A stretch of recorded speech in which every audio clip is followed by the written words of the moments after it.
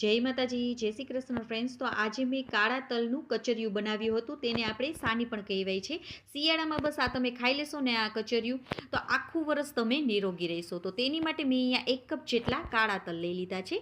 તો તેને આપણે ગેસની ફ્લેમને ધીમી કરી અને શેકી લેવાના છે.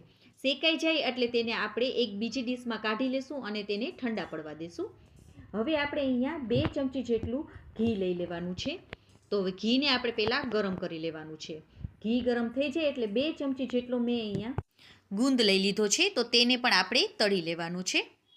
સાથે મેં અહીંયા કાજુ અને બદામ થોડાક લઈ લીધા છે. તો તેને પણ ગેસની ફ્લેમને ધીમી કરી અને તેને પણ તળી લેશું, જેથી કરીને આનો ક્રન્ચી સ્વાદ આવશે ને તો ખાવાની ખૂબ જ મજા આવશે.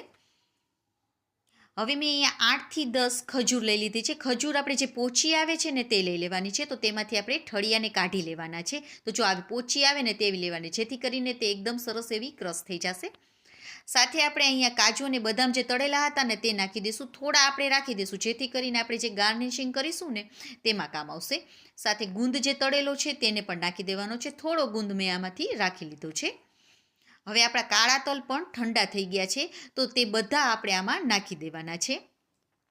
એકદમ સરળ રીતે ફક્ત 5 જ મિનિટમાં તમે આ બનાવીને તૈયાર કરી શકો છો. તો બહારના કચરિયા કરતાં તમે ઘરે જ એકદમ સારી એવી રીતે બનાવી શકો છો. 1 ચમચી જેટલો મેં અહીંયા સૂંઠ પાવડર લઈ લીધો છે, તે નાખી દેવાનું અને આપણે પલ્સ મોડમાં ચાલુ બંધ કરીને તેને ક્રશ કરી લઈશું પહેલાં. તો જો આવી રીતે અધકચરું પહેલાં વાટી લેવાનું છે. હવે આપણે અડધા કપ જેટલો અહીંયા ગોળ લઈ લેવાનો છે, તે નાખી દઈશું. તો આવી રીતે તમે કરશો તો એકદમ ચોખ્ખું એવો તમારો આ કચરિયું બનશે અને બહારના ખાવા કરતાં તમે ઘરે જ તમારા બાળકોને અને તમારા ઘરનાઓને ખવડાવી શકો છો. તો હવે તેને પણ પીસી લેવાનું છે. જો આવી રીતે આપણે તેને પીસી લેવાનું છે. હવે મેં અહીંયા 3 ચમચી જેટલું તેલ નાખેલું છે.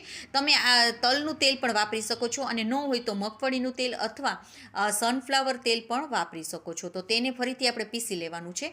પીસાઈ જાય એટલે આપણે એક બાઉલમાં કાઢી અને તેને આવી રીતે હાથે વડે મસળી લેશું, મિક્સ કરી લેશું. એકદમ સરસ એવું મસળી લેવાનું. તો આપણું કચરિયું તૈયાર થઈ ગયું છે ને એકદમ સરળ રીતથી તમે આને બનાવી શકો છો. બહારના અનહાઇજેનિક કરતાં ઘરે જ તમે એકદમ ચોખ્ખાઈથી આને બનાવી શકો છો. તો હવે આપણે બહાર કેવી રીતે મળે છે તે રીતે આપણે તેનું ગાર્નિશિંગ કરીશું. તો તેની માટે મેં અહીંયા જે કાજુ વધેલા હતા ને, બચાવી રાખ્યા હતા ને, તે અને બદામની કતરણ કરી લીધી છે, તે નાખી દેવાનું. સાથે આપણે જે ગુંદ તળેલો હતો થોડો રાખેલો હતો તે નાખી દેવાનું. અને હવે આપણે આમાં કચરિયું નાખી દઈશું. તેને એકદમ સરસ એવું આવી રીતે દબાવી લેશું. હવે બીજી પ્લેટમાં આવી રીતે કરી અને કાઢી લેશું.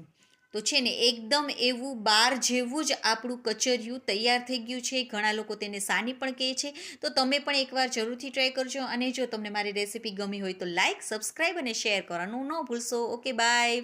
જય માતાજી.